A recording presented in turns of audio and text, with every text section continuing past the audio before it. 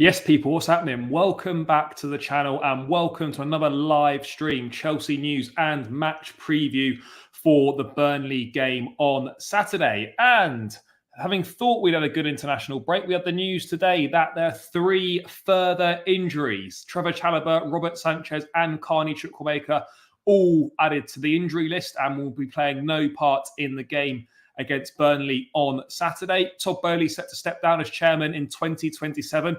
Not some sort of big news that everyone thinks it is. About 3 weeks ago, this was reported. This was always part of the plan. So it's not the big news that everyone, I'm seeing is thinking it is. And it's not a vote of no confidence in him or anything along those lines. But we'll obviously dive into that. Who may replace him, what it potentially means for Chelsea moving forwards. We're going to dive into all the injury stuff. Obviously, look ahead to the Burnley game. And yeah, just general Chelsea chat, guys. So big up to everyone that's locked in already. Make sure you smash the like, subscribe if you're new around here, all that good stuff. I need to hit 50 likes as quickly as possible. And then we will move on from there. Let's say hello to a few people in the chat. And then we will obviously dive straight into things. But yeah, smash the likes, guys, subscribe, all that good stuff. Let's see what we've got going on. What is going on at the training ground? Yeah, I don't know what's going on at the training ground. I think that is the question that everyone wants the answer to. Fair enough. They're not going anywhere for a minimum of 10 years. No, nothing's happened behind the scenes with Todd. Absolutely nothing. This was all pre-planned. This was going to happen anyway. Poch needs to be sacked. How is Chalobah? I don't know what's happened to Chalobah. Yeah, I agree. I don't think people are too fussed about Robert Sanchez, but it's more the principle of the fact that it's someone that's recently come back from an injury and is then injured again. And that's happening far too often for it to just be bad luck. But unfortunately, that's not going to be happening. I also agree on this front as well. Yes, big up, big up. No, you're free to leave at any time, but please don't leave.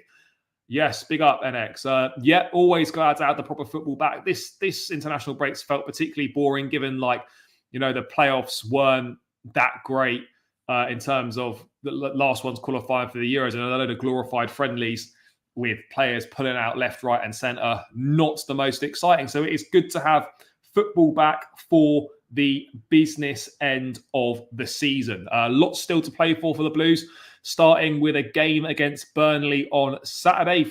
Our next four games are all very, very winnable. Burnley at home, then Man United at home, then Sheffield United away, followed by Everton at home, before we head into that tough run against City, Arsenal, Aston Villa towards the end of next month. But, there's no reason why we shouldn't be putting at least 10 points on the board over these next four games. So, yeah, lots to play for. Got to get that momentum going again. Keep on pushing forwards. But yeah, let's dive into it. Madrid must start over Sterling. Yeah, I agree on that front. Although I'm not confident that will be the case. All we can do is hope on that front. But let's dive into the first topic then. Let's just get into this Todd Boehly stuff then, because obviously, we already knew that this was happening. But Chelsea will appoint a new chairman in 2027 to replace Todd Boehly. Now, this is not, as I was saying at the top of the show, this is not some sort of revelationary news. Not a revelationary news at all. It was always part of the plan. We already knew this was going to happen, so it's kind of come out now. They'll appoint a new chairman in 2027 to replace Todd Boehly. Barley or Feliciano could take the role themselves, or they may identify a third party to take the reins. No decision on who should take the chairmanship has been made. But it's important to stress that this was part of the plan. As I was saying before, this is not a vote of no confidence in Todd Boehly. This was the plan. The plan was for him to do 5 years and then someone else will do 5 years. And then maybe in 2032, he maybe resumes chairmanship or whatever the situation might be at that point in time. But this is not like the revelationary news that I'm seeing a lot of media outlets running with, a lot of, other fans running with that, this is a vote of no confidence in Boehly. and all that. It absolutely isn't. It was part of the plan. He was going to be chairman for 5 years, and then someone else was going to take over. And that's the way it is. So I don't see that as a problem. Yeah, more than a plan. Yeah, this is exactly it. Yeah, it was an agreement. So obviously it's kind of coming out now. I mean, I think it came out 3 weeks ago or whatever that this was going to be happening. It's not new news. It's not revelatory at all. So I'm not really sure why this is a thing. But I mean, yeah, it is a thing or whatever. The article also added that, in recent months, some have questioned whether the club's ambitions have changed since the takeover. The aim of the ownership group is thought to remain the same: a Chelsea that wins matches, competes in the Champions League, and brings trophies to Stamford Bridge. That is what Chelsea will always be. That will also be. That's always been the plan. That was always been the plan. That it was agreed. This was agreed before, before like the takeover and whatnot. This is not, suddenly we're going to stab Boehly in the back and we're going to boot him out. Exactly as Carlitos said in the chat here. Like, you don't fire someone 3 years in advance. It's an agreement. So anyone thinking otherwise is completely wrong. No, we can't get Roman back, and nor should we. We should enjoy those memories, but that's what they are now. So we shouldn't be doing that. No, that simply isn't the case either. And I think there's been a lot of revisionism, going on over the Roman era. I'm seeing a lot of people still comparing a previous Chelsea era with now. It's unforeseen what we're going through at the moment. It's extreme levels of unacceptable. Of course it is.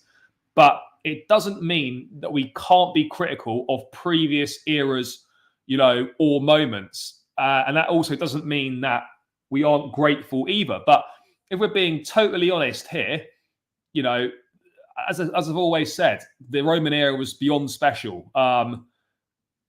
We never. It's a shame that we didn't show more ambition, I think, to really build around Eden Hazard.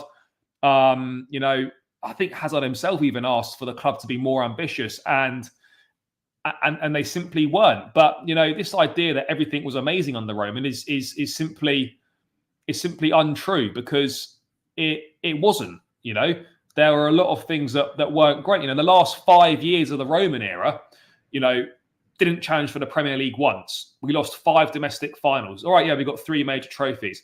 We had a shocking transfer strategy, terrible scouting system, and a ridiculous amount of injuries, and nothing done about it either. I think the total was it was well into the 90s of how many injuries we had in Roman's last year. So yeah. It's it's poor, really, really poor. Look, he was absolutely amazing for us, but he wasn't perfect. So let's kind of stop with the Roman revisionism. What else have we got going on here? It's just the new name in the firing line. The consortium still have a vote on what happens at the club. No, Roman's not coming back. He's not. Well, he's not. Todd won't be leave. He's not leaving. He just won't be the chairman. He's not going anywhere. He'll just be involved in a different way.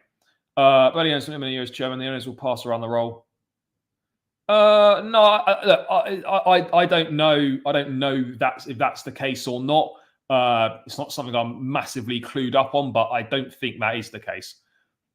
Yeah, and I think Marina did a lot of good stuff, but also did a lot of stuff that wasn't great either, and did ultimately set us back quite a long way. We still won a few trophies. No, I can also. Well, I mean, look, Hazard was exceptional for us. Gave us 7 or 8 unbelievable years. Yeah, it's obvious that he wanted to go to Real Madrid. I think at least the season before he wanted to go, but he gave us one more season. We got a great deal for him. I don't think absolutely not finished.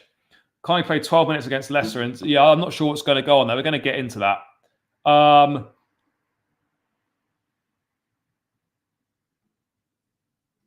Roman did, yeah. Of course, there are some dodgy goings on under Roman. Absolutely, for sure. No one's stupid enough to think that that wasn't happening. It absolutely was. It just depends to what extent it was happening.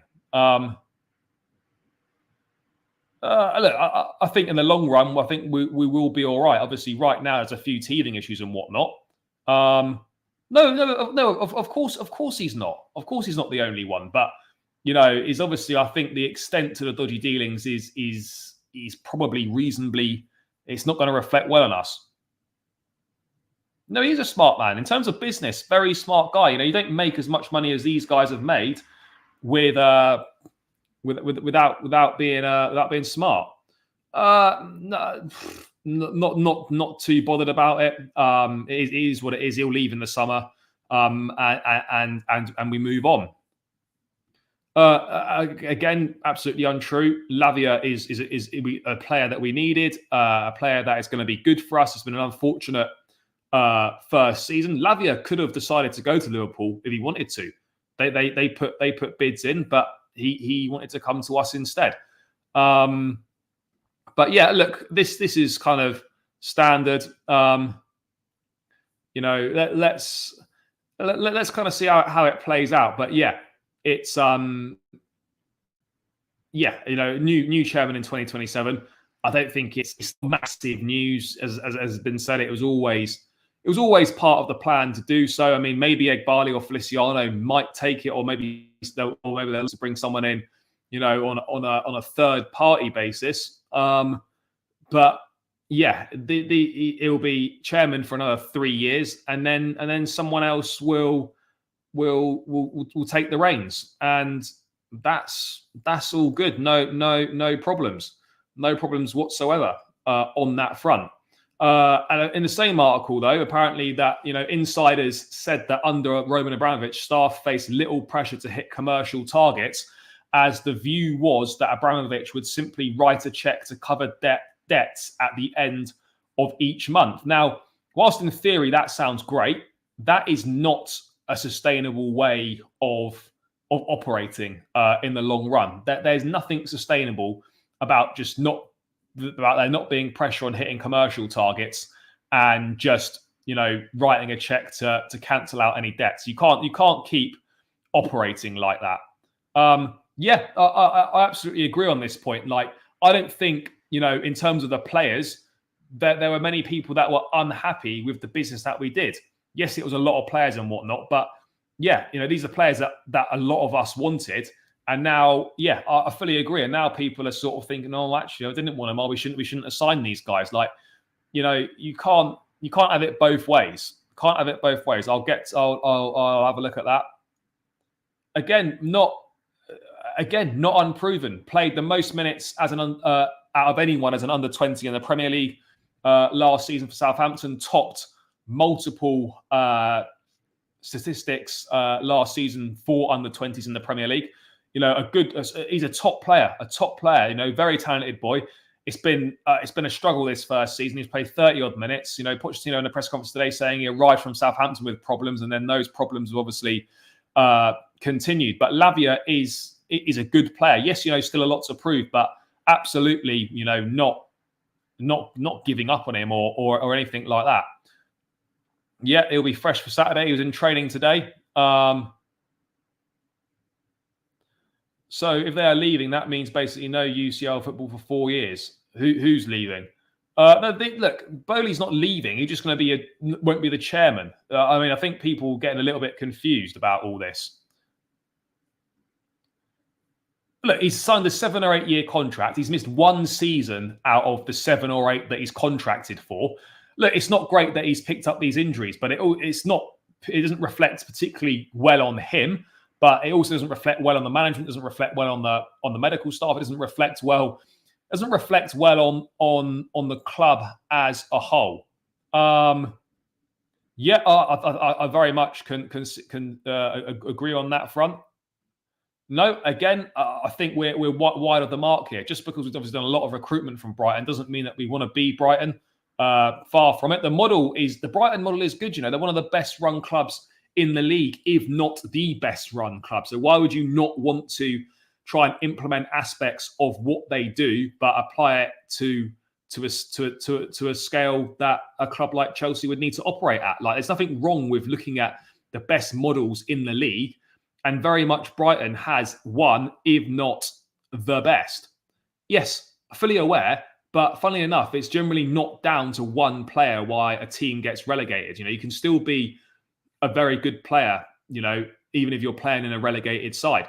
You know, James Maddison was relegated with Leicester. Does that mean that he's shit? No, it doesn't. Hopefully we have good fit. Yeah, we'll have to wait and see, guys. There's loads of. Yeah, exactly. And also, right, by the way, how many times as fans have we moaned over the years about not finding these players before they go on and become a 60, 70, 80 million pound player?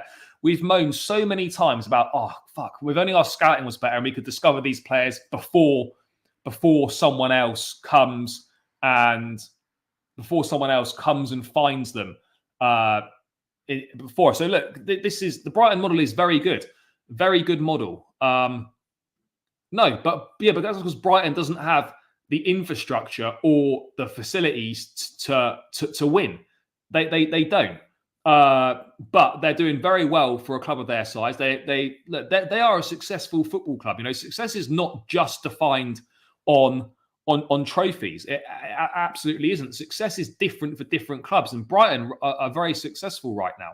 I'm not saying that Lavia is a proven Premier League player, but the talent and the ability is absolutely there. And to say it's a waste of money or a poor signing when he's played 30 minutes of football this season is just utter nonsense. Nobody has purchased a club in England and won everything straight from the off. Yeah, exactly. It does absolutely take time, and people just don't seem to realise this. No, look, I think some of these players will try and sell for profit, absolutely, but we're not going to be in a position like Brighton where we're facing an issue to, keep hold of our best players every summer. That's where the difference is. That's absolutely where. That's absolutely the difference. 100%. What else have we got going on? Loads of stuff coming in here. Again, totally different players. And yeah, Mainoo's an exceptional talent, good player, but with all due respect, Brighton have won nothing.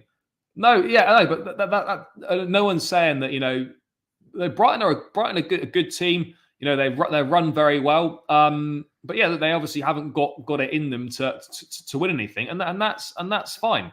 And no one's saying that, you know, we're happy with not winning. No one's saying that. But I don't think there's an issue with taking parts of the Brighton model and implementing them on a bigger scale at Chelsea. I think that's a fair reflection. I would agree on that. The team isn't particularly well balanced. I think that's fair. No, absolutely not. I've been really disappointed with King of this. Yeah, well, he's barely played. He's not been fit, and so that has been a disappointment. Absolutely, for sure. If it was about winning trophies, yeah, absolutely, it's about winning trophies. But yeah, I think the fact that, you know, there wasn't pressure on it because on hitting commercial targets because Roman would just bail them out. Yeah, that's not great. If I'm being totally honest, not great at all. But you know, I think now we are trying to do more commercially, trying to hit those targets. There is more of an emphasis on that, which is, in my opinion, absolutely a good thing. It has to be viewed as a good thing. So yeah, Todd Boehly will obviously be stepped down as chairman in 2027. Someone else will come in. Not yet sure who that's going to be. But this is not the breaking news that a lot of people think it is, or the exclusive that we think it's going to be. That people think it is. It was all part of the plan. It was already started. Sorry, it was already agreed a while ago. So yeah, Todd Boehly will be replaced as chairman in 2027, but this is not some sort of bombshell, and this is part of the bigger plan. He will just have a different role at the club, I would imagine. So moving away from Todd Boehly. By the way, guys, keep smashing that like button. It's free. It takes seconds. Let's run it up. 33 likes. We need to get this to 50 likes as quickly as possible. And then obviously, of course, push towards 100 likes. That needs to be the target as always, guys. So keep smashing that like button. Keep subscribing to the channel. Let's get into injuries then, because this is a major problem. So right now on the injury list, guys, having had Chukwuemeka, Chalobah, and Robert Sanchez added to the list, we now have 9 players missing for the game against Burnley at the weekend. No Chalobah, no Chukwuemeka, no Sanchez, no Colwell, no Fofana, James, Lavia, Nkunku, or Ugachukwu. Not great. Not a great position to be in. And look, fans wanted more clarity. They wanted more clarity on injuries and whatnot. The club started this season putting out the injury lists, but I'll be honest, when it comes to fan discourse, and fans are rightly frustrated about the number of injuries that are occurring, the frequency of these injuries, and the number of players coming back from injury and then very soon afterwards getting re-injured. I think Chelsea don't help themselves in that regard. They made this weekly injury list so that Poch wouldn't get asked about it that often in press conferences, but the list is so vague, guys. When all you've got next to someone's name is undergoing rehabilitation program, we hardly know any timescales for the injuries. And then, everyone kind of loses their head when, you add to the facts we get sort of 2 new injuries every week to the already never-ending ones. There's zero transparency on this front. Zero transparency on this front. And that's where it's really frustrating. I don't think fans are I don't think fans are asking for much, not asking for an exact, timescale, but a rough timescale, we had Pochettino say 4 weeks ago, I hope Christopher Nkunku could probably only be out for 3 or 4 weeks. It's been more than 4 weeks now, not even been pictured in training, doing any sort of individual work at all. Ugachukwu was meant to miss around 6 weeks when he got injured on Christmas Eve against Wolves. It's now almost April. No update on him.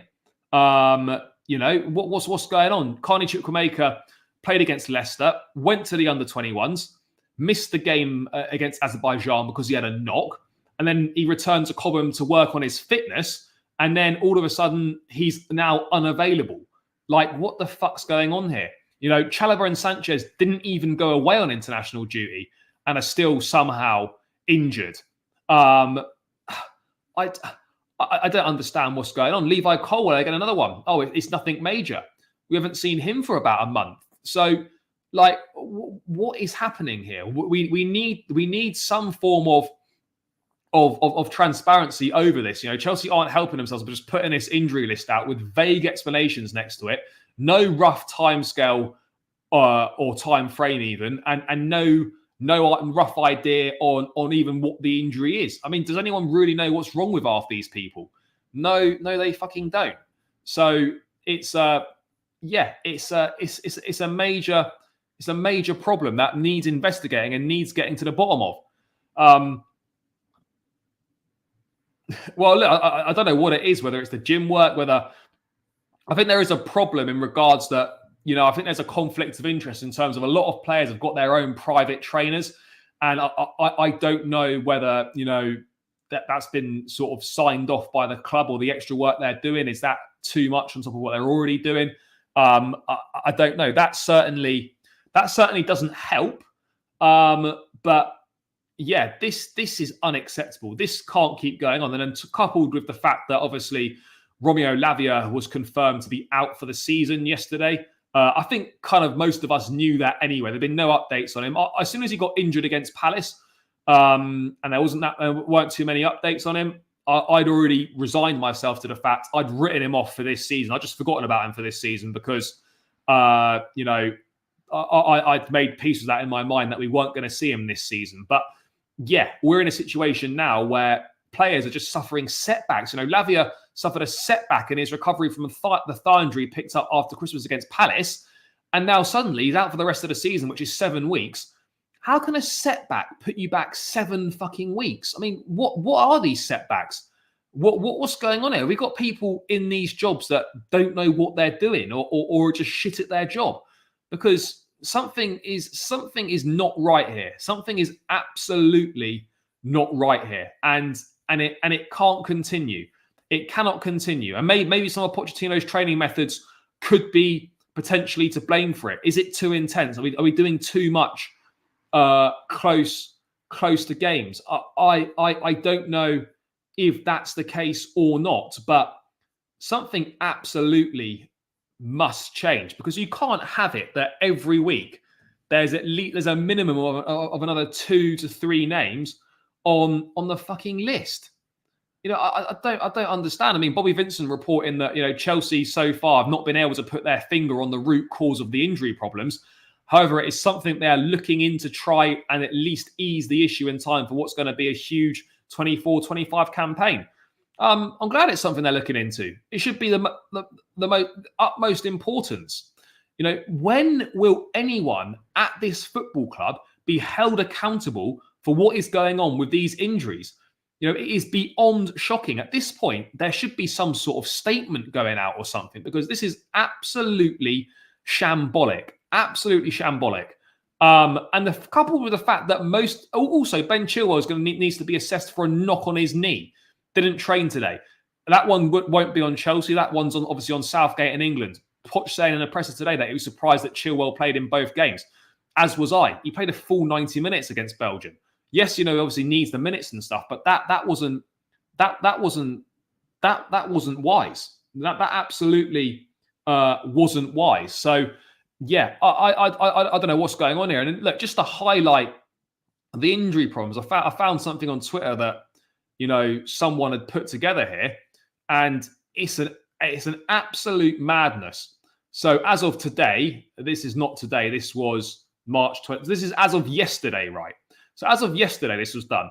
In defence, and obviously the Asterix are currently injured. So Sanchez has missed 66 days with injury, 14 games missed. Colwell still injured, has been injured for 36 days, missed 7 games. Badiashile has been injured for a total of 187 days this season, missing 26 days. Fofana's out for the full season, we knew that. Cucurella has missed 77 days, 18 games. Chilwell's missed 111 days, 19 games. And Reece James has missed 161 days of the season, 31 games, and is still injured. That's just defence. That is just defence. In midfield, Lavia has missed the whole season. Caicedo has missed 8 days, 2 games. Ugochukwu is still injured, has missed 23 games this season. Enzo's missed 3 games. Gallagher's not missed a single game this season. Chukwuemeka's been injured for 162 days, missing 27 games, and is now injured again. And Nkunku's missed 32 games, out for 205 days. Palmer and Sterling, none. Mudrik's missed 4 games. Madueke's missed 5 games. And Jackson hasn't missed a single game. Do you know what's also mad, right? This is totally unacceptable, by the way. And this has to be gotten to the bottom of.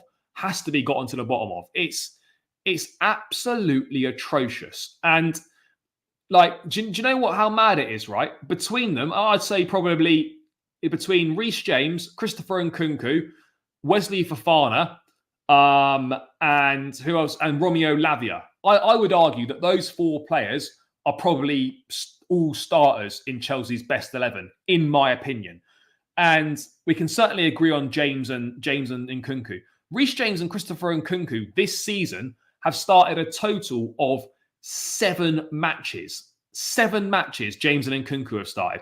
If you chuck in Fofana and Lavia, it's exactly the same. Between over £250 million worth of talent, right, in Fofana, Lavia, and Nkunku, and they've started 7 games between them. 7 games. What the fuck is going on here? No one's got any answers to this. And this should be of utmost importance, instantly. Absolutely instantly. And it's not. Now, why is that? Why is that the case? I simply do not know. I don't get it. It's a strange one. It's a strange one.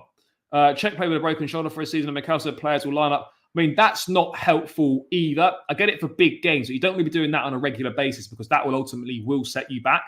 But yeah, I feel maybe like players aren't prepared to go through as much as maybe others did in previous eras. But this is unacceptable.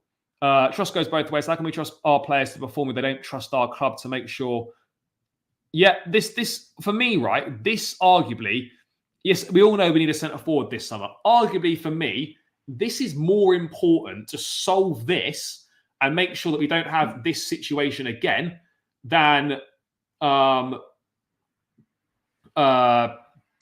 we don't have this situation again than bringing in a centre forward. We cannot have this situation like this. It's utter madness. Gusto has overtaken. No, he's not overtaken Reece James. He's doing very, very well. And there's more of a conversation to be had about it. We need to take durability into account. Yeah, absolutely. And you know, as the saying goes, availability is the best ability. Unfortunately, it doesn't matter how talented you are or how good a footballer you are. If you are not available on a consistent enough basis to help the team out, then you're essentially useless, which might sound harsh, but that is the reality. I'd rather have slightly less talented players, but who are available eight or 9 times out of 10 games, rather than having super talented players who are available maybe once or twice every 10 games. That is an absolute shambles that cannot be continuing. No, I fully agree on that. No one is absolutely at 100% peak fitness every game. Again, we're not at the club. We're not privy to what is going on there. A knock. I don't know if players are like not as tough, for want of a better word, these days, or they're not prepared to put their bodies through it to the extent that maybe the previous generations have done. I don't know, but I mean, a knock would be something that would be looked at, and then you're either playing or you're not playing. Like this idea that we're being told players have got knocks, and then and then they're missing like multiple weeks is just utter nonsense. If you've got a knock, right, at most you'd miss 1 game. At most, you'd be like, right, just miss this game, come back next week. When we're hearing players have got knocks and they end up missing 3-4 weeks, that's not a knock. That is absolutely not a knock. If you're just taking a little knock to the knee or something, maybe you sit out the remainder of the training session and then you just crack on, with the next thing. Now, Boehly's not been removed. That was all part of the plan. This can't continue until next season. This must be fixed. Absolutely. No, I think that's absolutely true. I think football has differed. It is different. You still got those characters that are tough and will play through the pain and do everything. Those sort of players do still exist, but they're a dying breed. I think it's fair to say they're absolutely a dying breed. I think there is a softness to footballers nowadays. I think if they feel something, they're gonna, they're gonna go off and they're not gonna try and play through it or anything like that. It's different times, but sometimes I just think maybe these players just need to be a little bit tougher. I mean, again, we're not privy to the situation of what the medical staff are saying, what's actually the problem. You could play, but if you play, there's a chance you make it worse. Is that a conversation that's taking place? I don't know, but I think it's very clear that the communication between the medical staff and the coaching staff is at best shocking and at worst simply non-existent. I don't know how long Chilwell's going to miss, but Cucurella's back. He played for Spain in the week. I actually like him. I think he's doing pretty well. For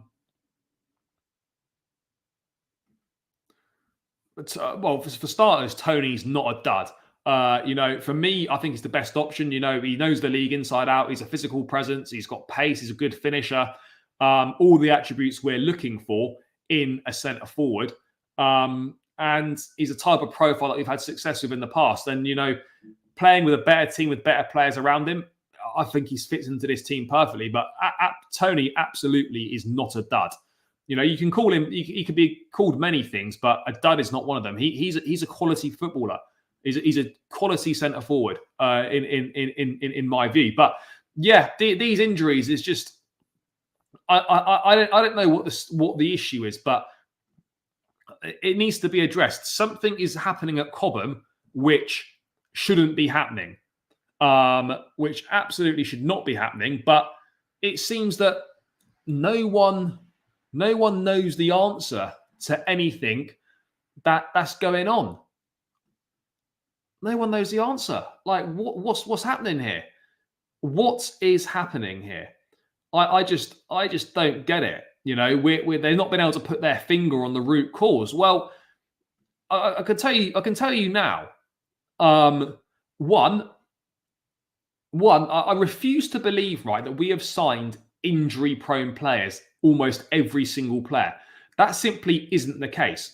You know, you look at their previous clubs, you know, very few injury problems. Yes, some have had a couple of major injuries here and there, but, you know, not red flag major injury issues at previous clubs. And players that had a lot of issues at Chelsea with injuries then left and gone to new clubs and had next to no injury issues. So it absolutely is something we're doing. Now, are players carrying too much muscle? Are they doing too much gym work? Are they not doing enough gym work? Are players being rushed back? Is the training too intense, too close to games? Like, a lot of these injuries are picked up in training. You know, yes, of course, some are picked up during matches, but the majority of these seem to be picked up on some of these have been picked up on a training ground. Like, what the fuck is going on here? What are we doing in training? I get it. Sometimes there's going to be a few injuries on the training ground, but like, not to this extent. Absolutely not to this extent. It's not new news. You know, that has always been the case. It just seems to be coming out today. It's not unexpected. It was always part of the plan. They were going to switch the chairmanship every 5 years.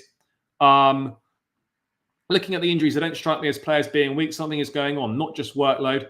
Yeah, we have suffered for a few years now. I mean, even going back to the last year of the Roman era, we had 97 injuries in that year. Nothing was done. You know, you look at this now. I'm just going to bring this up on the screen. Where are we? Let's bring this up on the screen now. So far, we've had 48 injuries this season, 294 injuries since June 2019. We've had 4 different managers in that time period, 2 different ownerships, 2 to 3 different medical staff. But yeah, it's all the owners and medical staff's fault. I fully agree with this. Yes, you know, you absolutely be frustrated, but this is not the same medical department as before. This is a totally new medical department, and the same issues are still going on. So whilst maybe the medical department some of the blame can be apportioned to them, everyone needs to be looked at. That includes the manager, the coaching staff, the strength and conditioning people, the players themselves. Are they doing extra work with private coaches that is making their workload too much, or they're doing the wrong stuff with these people? Like, what the fuck is going on here? It's really not.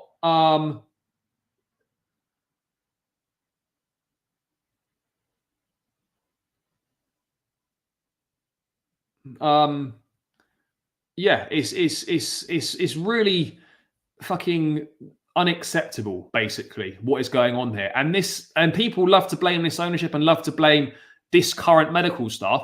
This is not a new issue, not a new issue at all. This has been an issue that has been going on across multiple different ownerships and has been going on across multiple different medical staffs. And we don't seem to be any closer to solving the issue than we were previously. But the fact that Ben Chilwell now needs to be assessed, I mean, where did he pick that knock up from? Because he was with England on Tuesday night as they played Belgium. Then he didn't train today. I'm not sure. Did he train on Wednesday and he picked up a knock in training on Wednesday? I don't know. I don't know the answer to that. But it's a little bit concerning, right? That with all the expertise we've got at the club in terms of doctors, medical people, coaches and whatnot, that no one knows why this is happening. That for me is a big issue in itself. That's perhaps the most alarming thing, that no one really understands what's going on here, guys. Like that for me is concerning, really concerning. No one knows what is going on, and I don't know what the plan is to try and find out what is going on. Like, what is the plan to find out what's going on, guys? Because for me, that's lacking. Some of them young and don't have a long career to figure out if they're injury prone, but RJ, Fofana, and Kunkuchu, well, James. Look, Fofana had a broken leg. That's a little bit harsh.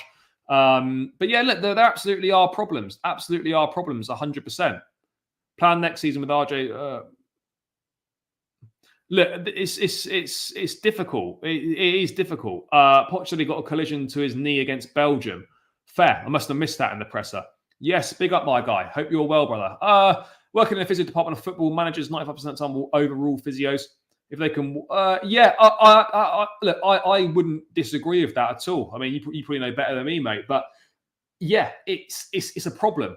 It's a problem when you've got managers that don't fully listen to medical staff or ignore the advice because they think a player is going to be on Chelsea. And I'm sure it's not the only club that will have this problem, is that the communication between the medical department and the coaching staff, the management and whatnot, is either non-existent, not great, or they don't get listened to. You cannot operate in this, and I get it. Managers want their players available as quickly as possible. It's a stressful job. You want your best players available, but if we're in a situation where medical professionals are being overruled by management who aren't medical professionals, then that itself is a massive problem as well. I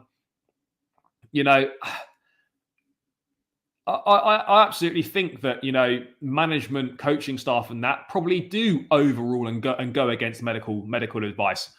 I 100% think that is the case, and I think that is probably been the case as well. I also fully agree with this, by the way, as well, that because we've got so many young players, a lot of these young players haven't fully developed into their bodies yet, and I think maybe that increases the as you said, mate, that increases the injury susceptibility 100%. I think that in itself is a major issue. No doubt about it. Madueke will start tomorrow. He won't start tomorrow because it's Friday, but Saturday. I hope Madueke starts on Saturday, but I really wouldn't be surprised if Sterling started, purely based on the fact that he's not been away on international duty and he'll be relatively fresh in comparison to others. But this does lay bare the injury issues, and this is not something that's suddenly new this season. This is something that's been going on for a number of years, guys, and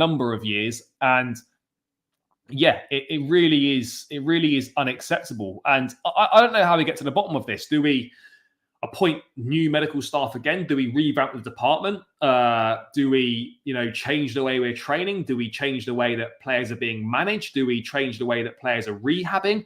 I mean, everything from top to bottom needs to be looked at. What are players doing away from the pitch? What are players doing in the gym? Are players doing extra work with private coaches that maybe the club potentially don't know about? These are all things that absolutely need to be looked at, and I don't have the answers. The medical team is overstating injuries and displaying an excessive level of caution. Again, I don't know individual case. I absolutely think you have a point in that Chelsea are potentially being overcautious with players. I think that is absolutely fair, and I don't think that is I think that's absolutely a valid point. As is that. I believe the players are under pressure to play and perform, hence they put extra workload on their yeah, again, maybe that could be a possibility, but the fact that this is stretched over multiple ownerships, it's stretched over multiple medical departments, it's different players. And yeah, it's different players, different managers, different coaches. It's interesting, isn't it? It really is.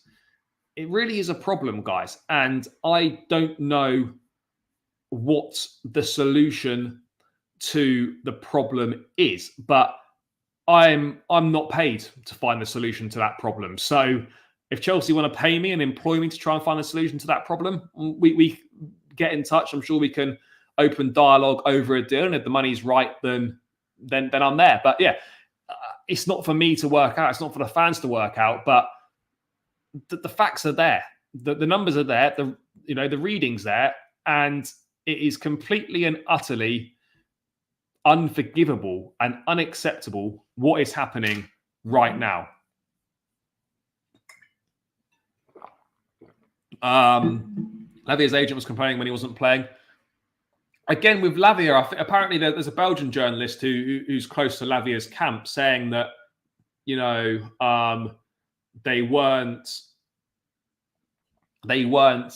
was poor communication between the technical staff and the coaching staff over him returning or something along those lines.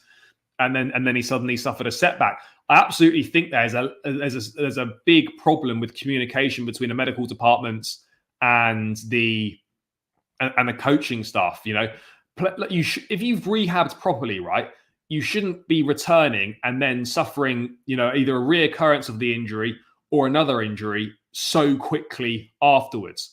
That simply shouldn't be the case, but it is. We should do the same as Ancelotti at Real Madrid when medical staff say Gula, the young boy, is ready to play and he gets injured again. Look, we've gone through multiple medical staffs. I don't know what the answer is, guys, but something needs to be done, and it needs to be done ASAP. That is something that I don't know the answer to. I'd imagine we're very close to the top. There might be some other teams that may well have had more, but I certainly find that hard to believe. But I think that is the case. Now we've had a situation of just that Chalobah's status has changed from undergoing rehab program to taking part in partial team training. So I don't know if that's a load management issue or what's going on. But funny that 6 hours ago he was undergoing his own rehab program, and now he's back in the mix. So I'm not too sure what's going on there. I'm not too sure also, guys, what's going on with the likes here. 72 of you 74 in the building, only 55 likes. Come on, guys, get those likes up. Let's get it towards 60, 70 likes. Please smash the like button. It's free. It takes seconds, and it really helps me out more than you could imagine. With the YouTube algorithm, the more the content's liked, the more YouTube promotes it and gets more eyes on the channel, which is what we all want. So yeah, please hit that thumb button. It's free. Not asking for any money, guys. Just hit that like button. Subscribe if you are new around here, of course. And let's get these likes up, guys. Thursday night, match preview. We're back in the game. Let's do it. Run them up. Let's do this. But yeah, no, I won't, because that's not helpful. Yeah, mate, we need more than blessings, mate. We need something. We need some intervention from above. Absolutely, we need some intervention from above. No, I agree on that. I'm starting to doubt. I think if we end up getting £30 million for him, we've got ourselves a very good deal. Very good deal. Yeah, I'm looking forward to seeing how that's going to go. But yeah, look, the injuries are something, we can talk about this all day, guys. Ultimately, no one knows the answers, but it's just shit. And it shouldn't be in a top level sports team. It shouldn't be happening. It simply should not be happening. But for some reason it is, and I can't understand why. But yeah, end of the day, we're like, it is what it is. We're all going to have to work out, what's gonna happen. But it's just like this. This simply shouldn't be happening. Yes, big up. Oh, fair enough. So, are those total injuries, or are that just like number of individual players that have been injured? Does that include the same players being injured multiple times? Do you know, or is that just individual players that have been injured? Because I would have thought we would have had more than that. With obviously if they're including the same players being injured more than once, but yeah, we're absolutely up there. I know Liverpool have had a lot of injuries. Obviously, Spurs, Forest, Palace. Newcastle, well documented. United as well, to a degree, have suffered a lot with injuries. But it just feels to me like no club is getting like 2 to 3 new players on the injury list every fucking game, every fucking week.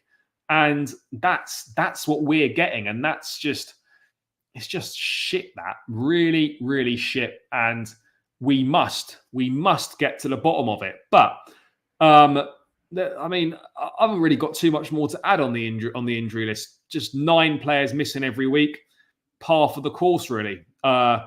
Nothing seems to change on that front.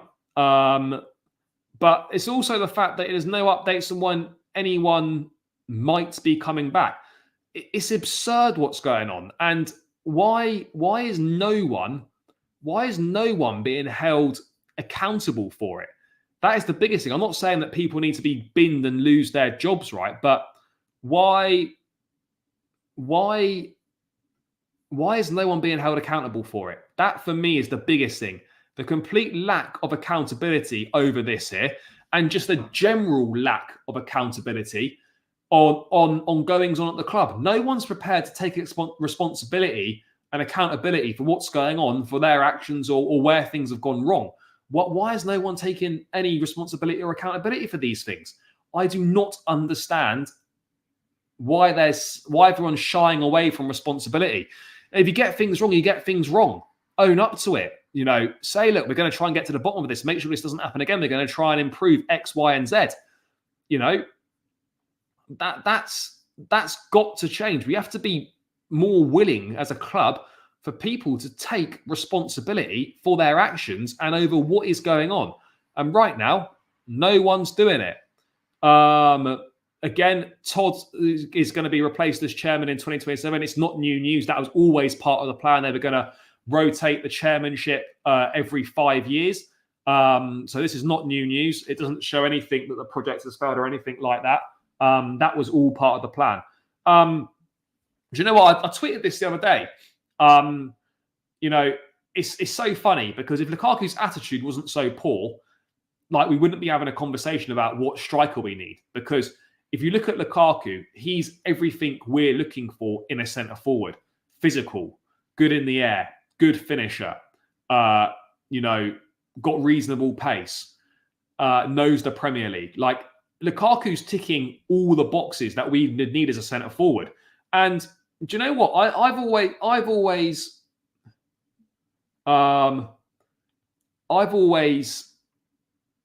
said that if Lukaku was willing to come back and wanted to come back and he apologised, I actually think having Lukaku for a year or 18 months to then is, for me, having Lukaku for a year, if he wanted to come back and he was hungry and ready to go and he apologised and whatnot, I actually think that would be better for us than going and spending £100 million on Osimhen. But I know he's not going to come back. It's clear he doesn't want to.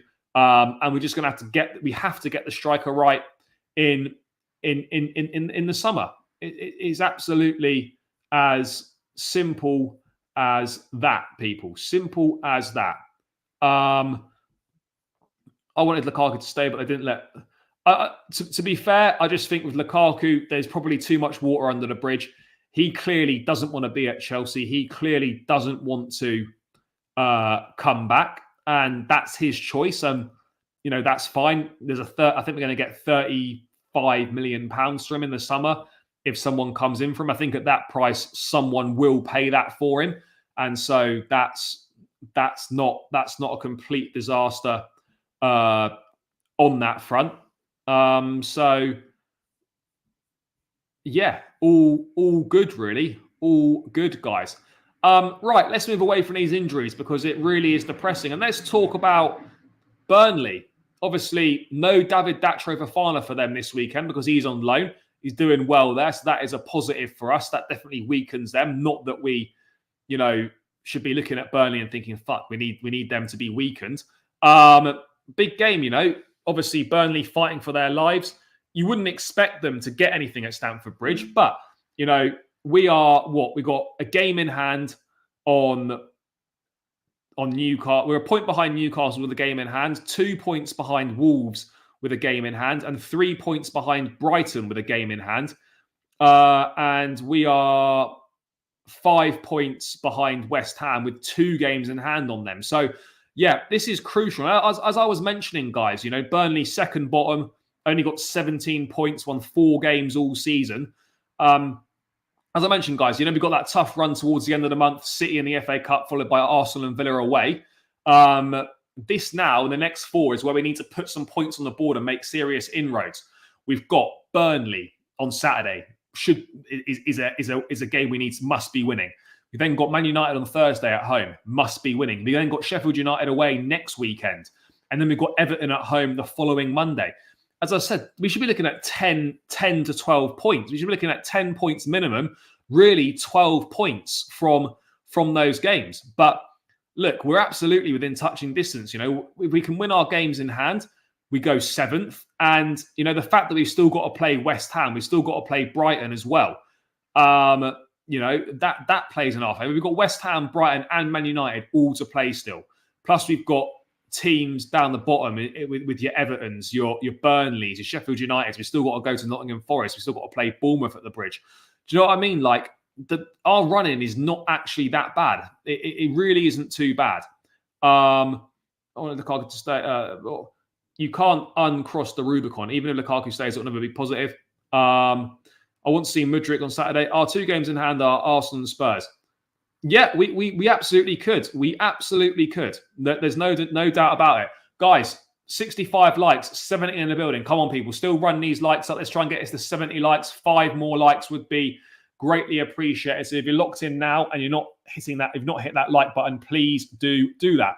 Let's dive into the team then. This is a team that I would like to see. I'm not doing a predicted 11. I'm not, predicting what Todd Boehly... not Todd Boehly, sorry, fucking hell. He's not picking the team, just to confirm that. Yeah. This is my team. And yeah, I think this is going to be, this is a team that I think it would be, no, they must finish higher than 15th. So they'll be absolutely fine. Right, let's dive into it, guys. Obviously, Robert Sanchez is injured. He wasn't going to play in this game anyway, but that decision is completely taken out of Pochettino's hands. And it will be Petrovic in goal, as it should be, and hopefully another assured performance from him. I can't imagine Burnley causing us too many problems. They don't play that Sean Dyche Brexit ball anymore with balls into the box and all that sort of stuff. So Petrovic in goal. Boehly leaving in 20%, all about them milking. It's not. The plan was to always rotate the chairman. They made that clear a number of weeks ago. They made that clear before the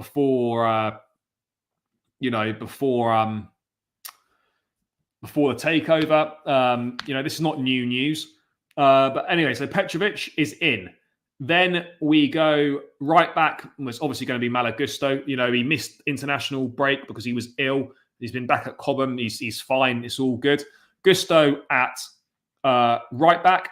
For me, at left back, I'm playing Cucurella. I'm taking no chances on Ben Chilwell's fitness, particularly against Burnley at home. He's picked up a knock on his knee. I'd rather just not take the risk. Burnley at home is a game you don't need to be taking risks in. And if there's a risk that Chilwell's not 100%, having played twice over the international break, completing 90 minutes on Tuesday, we don't need to be taking risks. And Cucurella's done well. He played for Spain in the week. And he's done well for us this season. So I wouldn't be taking any risks with Chilwell. So I'd be going Cucurella and Gusto as the fullbacks. Axel Disasi will play as one of the centre-backs. He's always available, Disasi. Chalobah, it looks like, is not going to be available. Colwell's still out.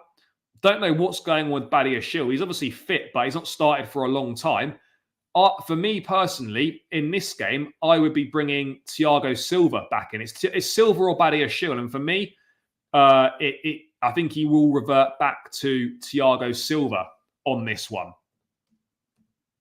So that is what I am going with. That is my back line.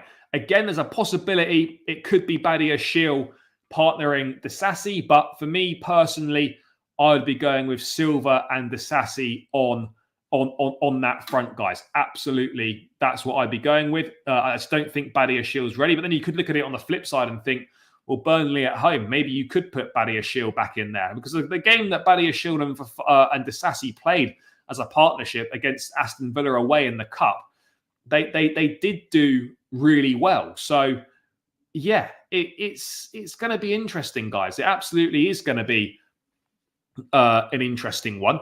But for me, I would go Silva and Disasi. Moving into the midfield again, Moises Caicedo will play as one of the midfielders. And then for me, exactly the same reasoning as Ben Chilwell. Burnley at home is not a game that we need to be risking Enzo Fernandez for, who has had a lot of travelling in the international break, got back in, flew back overnight on Wednesday, I think, and would have had his recovery day today, or I think, he's going to have one or no training sessions. It's Burnley at home. We don't need to be risking him. We don't need to be burning him out. We don't need to be anything that's going to increase that chance of injury. Or he's certainly not going to be able to perform at an optimal level. So for me, I'd have Enzo on the bench because we don't need to be taking those risks because of the travelling, the jet lag and whatnot. I'd go with a Gallagher and Caicedo pivot. I mean, I would have potentially played Chukwuemeka. Well, I would have loved to have played Chukwuemeka, but he's injured again, which is obviously not what we're looking for, not what we're wanting. By the way, guys, get your teams in the chat as well. I'm interested to hear what you guys would go with, whether you disagree or agree with anything that I've put in place here. But yeah, again, Enzo, it's not worth taking the risk with all the travel, that he's done. No, it's all good, brother. All good. Big up for tuning in. Appreciate your support as always. And I appreciate each and every single one of you that are tuned in. Appreciate all of your support, guys. At some point, sure. But, we've got games coming up. I think, he's kind of all right in my opinion. What else have we got going on here? So Gallagher and Caicedo for me. Enzo can rest, given the travel he's done. Cole Palmer is good. He obviously missed a bit of England training, but he's been back in training at Cobham, and he will absolutely, for me, he's fine to start. Palmer on the right-hand side. I would play Noni Madueke on the left. Again, yes, people point out, it's only the under-21s, but he had a good international break. He's getting goals. He was getting assists. He's obviously too good for that 21s level, in my opinion. But again, confidence boosting for him to get GNA on the international break.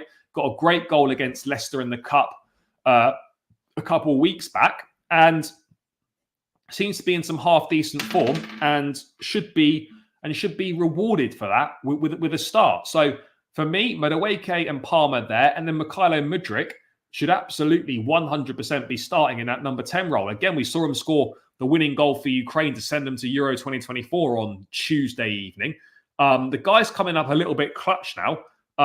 Playing centrally seems to suit his skill set. He gets on the ball a lot more. He's more involved in the game.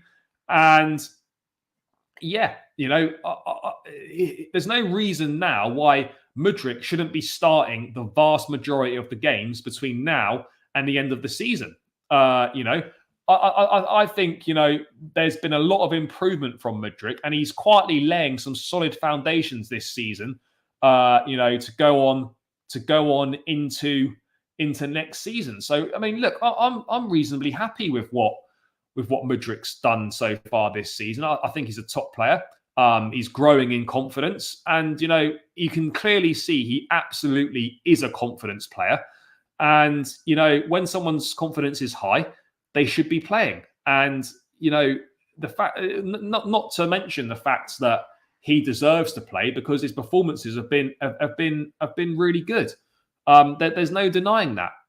Mudryk scored the goal for Ukraine on the edge of the box. Yeah, playing him as a 10 actually is making sense. I like him in there. It wasn't really something I'd ever thought about before, but then we saw Poch do it against Newcastle, I think, and yeah, it kind of seemed to work.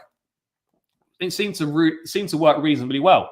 I also hear this point that look, I think Mudryk will start. My thing is, I don't think Madueke. I don't think Poch picks Madueke. I think he picks Sterling. But yeah, Madueke and Mudryk Palmer on form is our best three that are available to us. That absolutely is the best three. Sterling is not part of that best three at this point in time. So yeah, that's what I'd go with. Madueke, Mudryk and Palmer. And then obviously it will be Nicholas Jackson who is up front. And that for me is, that is more than enough to beat Burnley.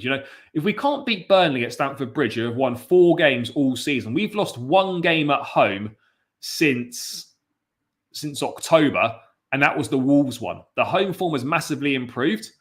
So yeah, that's absolutely what we should be doing. We shouldn't be having any issues in this game.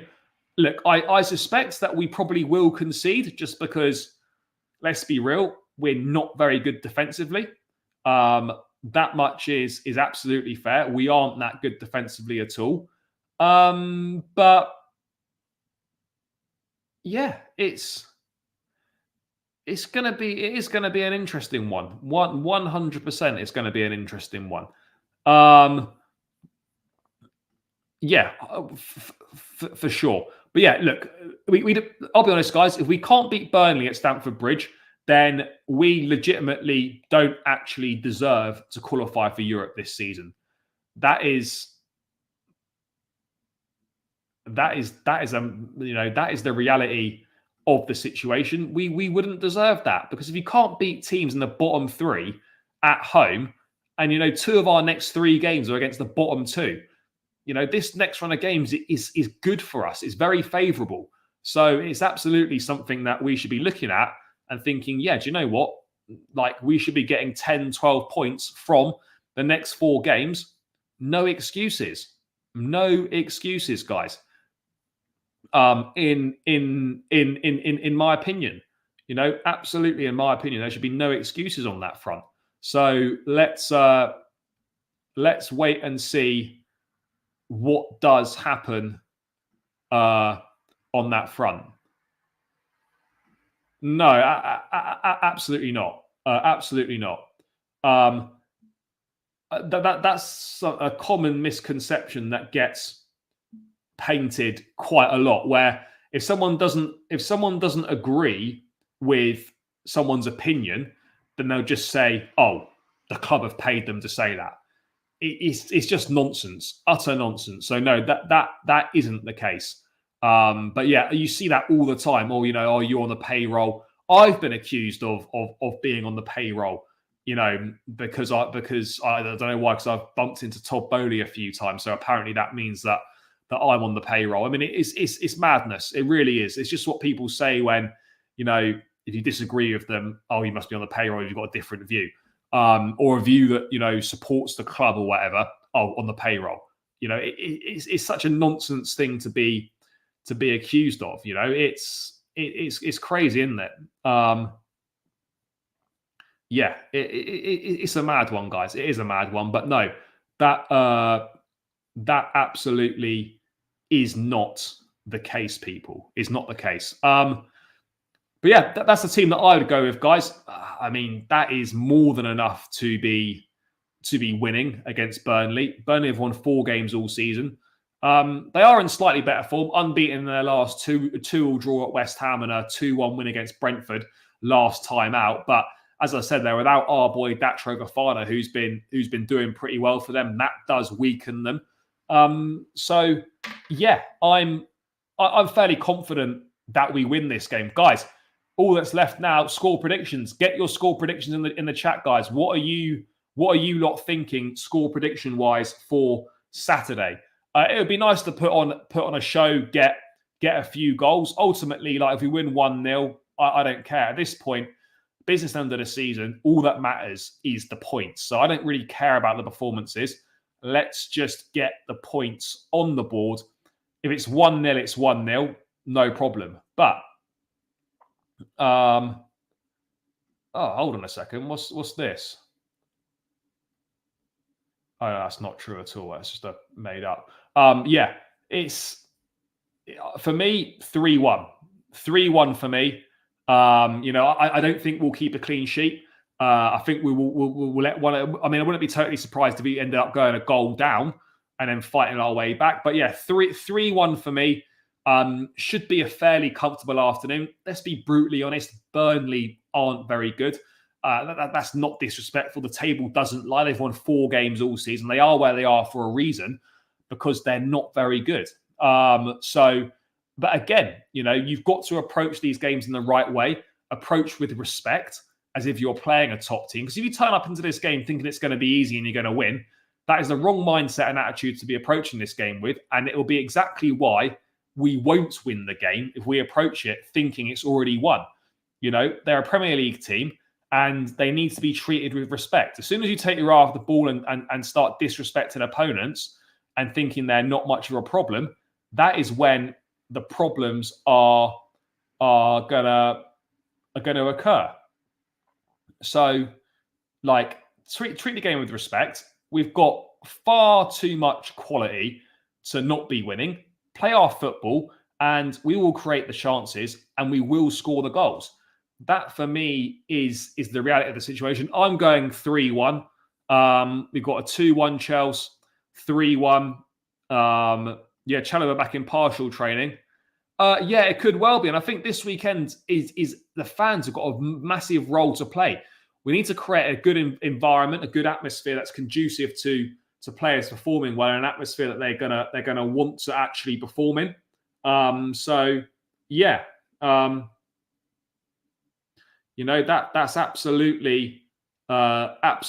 the case. So we got the fans have got to do their bit. I get it. It's difficult. It's frustrating. It's hard to, control your emotions in the ground, but we've got to be good supporters. That is the reality of the situation. We need to support well. We need to be good supporters, and let's hope that we can actually do that. I don't know if the majority of the fan base can do that, but it is absolutely what we must be doing. It is our responsibility as fans to go and make sure that we are supporting the team and supporting in the right way. And yeah, that is what we must do. So yeah, guys, I'm going to round this one out here. Big up to everyone that's tuned in tonight. Appreciate you all as always. Make sure you smash the likes on the way out, guys. Run it up. We're on 74 likes. It would be great if we could get it to 80 likes on the way out. So keep smashing that like button on your way out. Please subscribe to the channel if you are new around here as well. We're on the road to 9,000 subscribers right now. Every new subscriber does help. So please do hit the subscribe button if you haven't done so already. We're on 8,225. If we can get to 8,230, that would be fantastic. If there's 5 of you in it that aren't subscribed, please hit the subscribe button. Or just get your friends, your family to subscribe. Whoever, if you can, that would be greatly appreciated. Smash the like button, as always, on the way out. Big up to everyone that's tuned in. Guys, there will be an opposition preview with Burnley fan Joe from the Turfcast dropping on the channel in 1 hour, 8 p.m. UK time, and just over an hour from now, the opposition preview will be dropping on the channel. Please make sure you go and show it some love and check it out. But yeah, guys, thanks for tuning in. Big yourselves up. Enjoy the rest of your evening. Smash the like, subscribe if you're new around here. Up the Chelsea, and peace out.